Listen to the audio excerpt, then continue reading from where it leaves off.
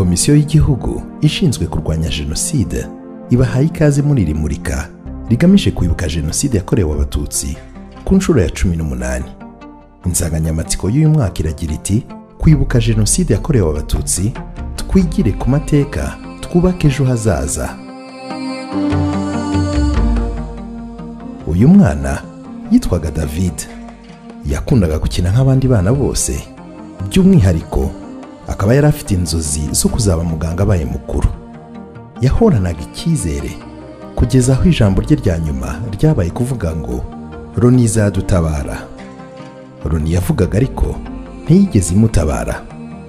Yaramutereranye, iradutererana twese, maze inkora amaraso zifutsa David ubuzima. Inzozi ze zo kuba muganga abaye mukuru ntizabashije kuba impamo. Natwe nk'umuryango nyarwanda tuba tubuze ejo hazaza h'igihugu cyacu. Iri murika ryateguwe na Aegis Trust ibifashijwemo na Komisiyo y'Igihugu ishinzwe kurwanya jenoside, hagamijwe kwibuka jenoside yakorewe abatutsi mu mwaka w'igihumbi 1994, twibukiranya amavu n'amavuko yayo mu mateka kugira ngo amasomo tuhakura adufashe kubaka ejo hazaza heza nk'uko insanganyamatsiko y'uyu mwaka ibidushishikariza. Mu gice cya mbere turi bubereke uburyo jenoside yateguwe ikanashyirwa mu bikorwa. Jenoside ntigigwirira abantu. Jenoside irategurwa, igashakirwa ibikoresho, ndetse hagategurwa n'abazayikora. Igice cy'abaturage kigamije kurimburwa cyamburwa uburenganzira bw'ibanze, kigahezwa muri byose, ndetse kigateshwa n'indangagaciro ziranga ikiremwa muntu. Jenoside yakorewe abatutsi mu Rwanda yateguwe n'ubutegetsi bubi mu gihe cy'imyaka irenga 30. Abanyarwanda babanye neza imyaka 100 mbere y'uko umukoloni abaraga amacakubiri. Kuva muri za 59, amateka y'u Rwanda yaranzwe no kwica, guheza no kuvutsa uburenganzira abatutsi. Indangamuntu yanditse mu bwoko na gahunda za leta nk'iyiswe yiringaniza birakoreshwa mu gushimangira ayo macakubiri. Itangazamakuru nka Radio Rutwitsi RTLM n'ibinyamakuru nka Kangura ryaje kwitabazwa, maze urubyiruko narwo rukoreshwa mu gushyira mu bikorwa umugambi mubisha wa jenoside.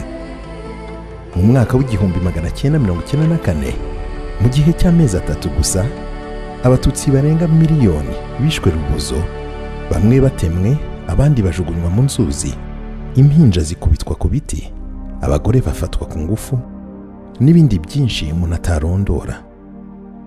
Jenoside imaze kuba, abayikoze bakurikijeho gusibanganya ibimenyetso byayo, kuyipfobya bayihinda inyito cyangwa se andi mazina nk'intambara cyangwa se gusubiranamo by'amoko. Habaho no guhakana ko yigeze inabaho. Hari gukorwa iki ngo jenoside iburizwemo? Ibimenyetso byagiye bigaragara ari byinshi kuva mu mateka y'u Rwanda, nyamara ntibyigeze bihabwa agaciro. Indangamuntu yanditse mu bwoko twigeze gukomozaho twasigiwe n'abakoloni yakomeje gukoreshwa na leta zakurikiyeho kugeza kuri jenoside muri 1994.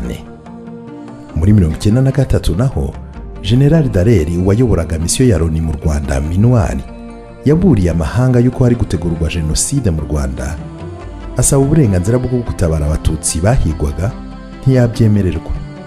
Ahubwo ubwo jenoside yashyirwaga mu bikorwa, umubare w'abasirikare bo kurinda amahoro peacekeepers waragabanijwe cyane, banabuza ikoreshwa ry'inyito jenoside. Baje kwisubiraho byaratinze, jenoside yitwa jenoside, ariko bananirwa gutabara. Miliyoni y'abatutsi irimburwa barebera. Amashusho akurikira aragaragaza mu buryo busobanutse uburyo abantu basabwaga yandangamuntu y'ubwoko kugira ngo hatagira umututsi ubacika. Anagaragaza kandi intwaro zakoreshejwe mu iyicarubozo ryakozwe. Aha twavuga umupanga n'ubuhiri, hagamijwe kwambura ubumuntu abo bicaga. Nk'uko bigaragara kandi, urubyiruko nirwo rwiganje mu bashyize mu bikorwa jenoside. Abanyarwanda benshi babarizwaga mu madini atandukanye, cyane cyane aya gikristo. Ibyo byateye abantu gushakira ubuhungiro mu masengero.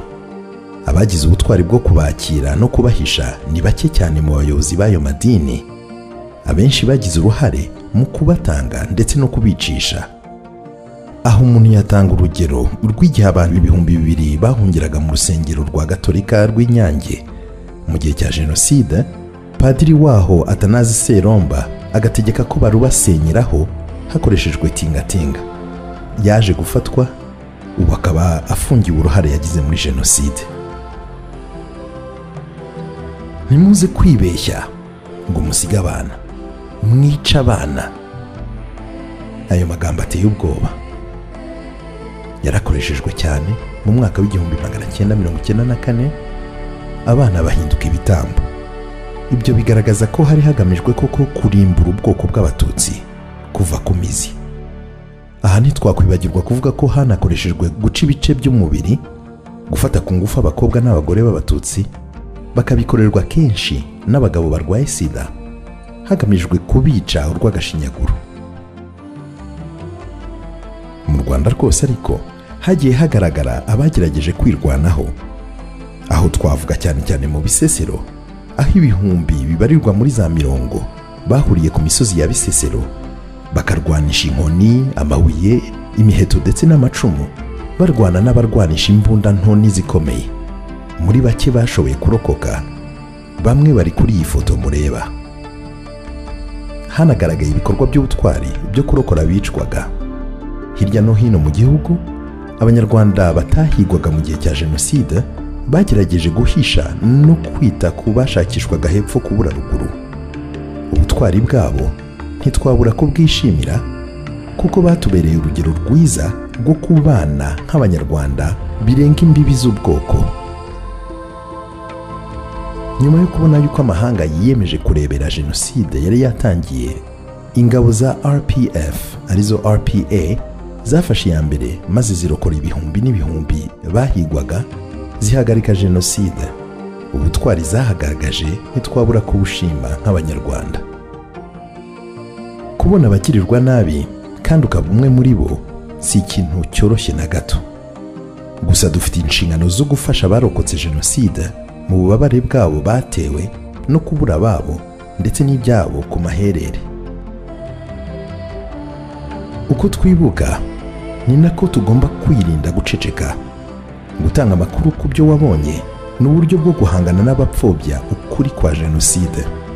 Kenshi cyane uguceceka kwacu bikomeretsa abadukomokaho, kuko batabwizwa ukuri ku mateka yabaye ku gihugu cyacu. Twirinde rero guceceka.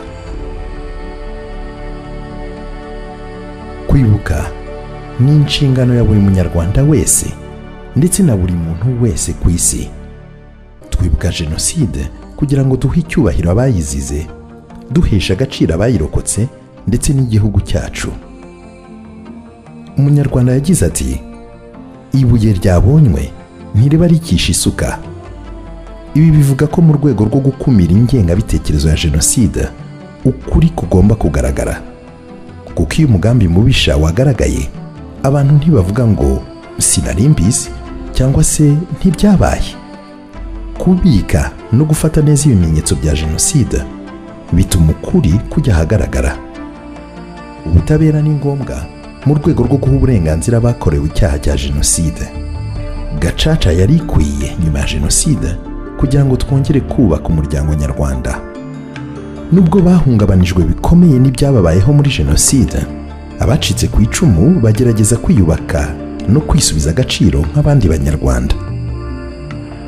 Intambwe imaze guterwa mu kwiyubaka bundi bushya nayo niyo kwishimirwa. Haba mu rwego rw'ubuzima, aho buri munyarwanda yahawe ubushobozi bwo kubona ubwishingizi, haba mu burezi, aho 95% b'abana ubu banditse bakaba bigira ubuntu imyaka 9 ibanza, haba mu buringanire, aho abagore baganje mu buhinzi, ubucuruzi ndetse no mu nzego z'ubuyobozi bw'igihugu. Iyi foto mureba ni y'umujyi wa Kigali muri za 60. Ugereranyije na Kigali y'ubu, usanga iterambere rikataje mu Rwanda. Ntibihagarariye aho, kuko u Rwanda rufite icyerekezo cyiza cy'ejo hazaza nk'uko tubigaragarizwa n'iyi foto ya master plan. Nk'Abanyarwanda dufite icyizere cy'ejo hazaza. Urubyiruko rukwiye guhabwa umurage w'uburere bwiza, kugira ngo tugere ku ntego twiyemeje. Ntidukwiye guheranwa n'amateka, ahubwo atwubakira umusingi biduha imbaraga zo gutegura imbere heza. Twibuke twiyubaka.